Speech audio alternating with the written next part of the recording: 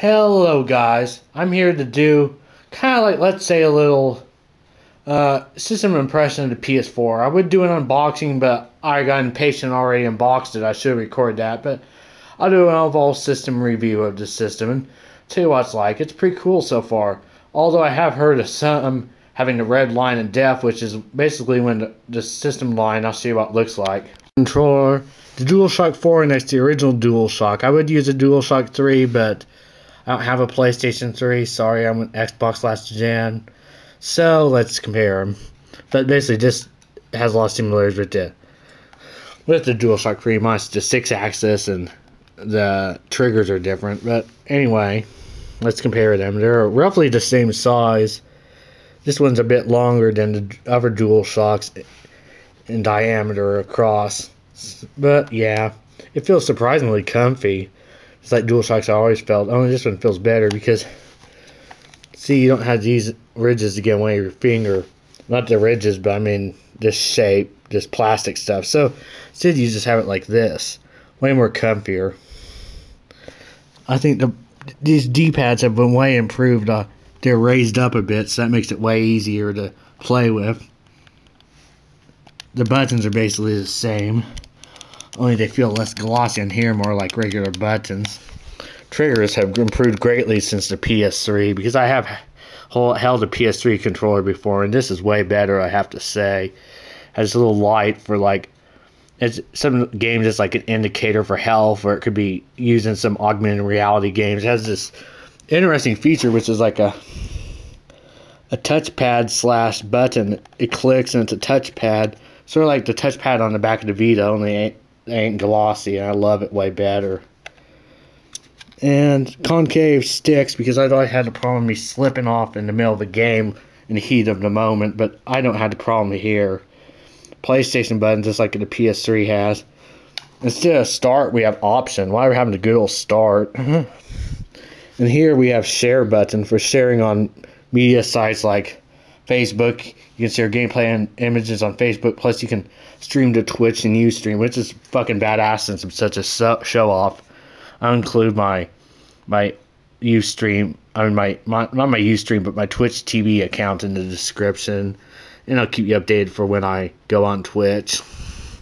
So that's the controller in all her grace. There's going to be some glare here. Yeah, there's going to be glare, but basically, you need a HD TV to do this. You can't do it with a standard definition. So if you want a PS4, you'll need HD TV just like with the Xbox One. It does not have audio video like the Wii U does.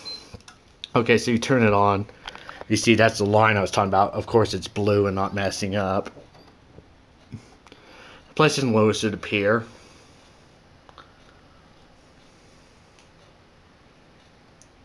PlayStation. Remember that? And there's the C important health and safety thing. You log into your account. And let me move up closer so you can see better. There's what's new, which is basically your feed and your updates and your friends' feed and updates. DC Universe Online, a game I downloaded free to play. Resogun, which is very addictive. Battlefield 4, which is the disc I have in. Warframe, a free to play. Internet browser. Music Unlimited, which when you get the PS4, I just see some kind of a free Music Unlimited 30-day trial, plus a free day PS Plus membership and $10 in the shop. But yeah, here's Live for PlayStation, which you can see your live broadcast. The Playroom, which is augmented reality game or something like that, but I don't have the camera for it. You got TV and video, all these apps. Too bad there's no YouTube yet. Video Unlimited, and your library. Plus you can go up and go to notifications, friends, messages, so and so on. So it's a cool system. Graphics aren't much better than a lot of the PS3 games. Of course, a system when it first comes out, the graphics are kind of dull compared to like some of the later games, because look at the 360 and Oblivion. Compare Oblivion to Skyrim and you'll see what I mean. But overall, I'd say it's a very great system, and I'd hold off and buy it because it kind of has a low install base now, and that means there ain't that much games to choose from, and probably the fact that there are a few defectivities, I'd hold off on it, but otherwise it's a great system. If you luck out like me, you've got a great pal there to go next to my Wii U. So, take care. When you turn the system on, there's a line down here. When it turns red, that means it's overheated and you'll have to unplug it and let it cool off. I haven't had that problem. I've been playing for like 6 hours last night. I never had it overheat. Back. I was even checking the back of here, make sure it didn't overheat, and it was just fine. So, I don't know how big the defectivity rate is. It's probably inflated as always. So, let's take a look at the system. Excuse my mess. I'm not that clean with my house. See, if you notice the shape, it kind of looks like an eraser, how it's like slanted like that. I forgot what the shape is called. I don't know, maybe it's a trapezoid, I don't know. I suck at geometry. It has this glossiness over here and this regular plastic over here, and it's hard to see where the disc goes in. You just slide it in there, and the USB for the controller is here. I'll show you the controller.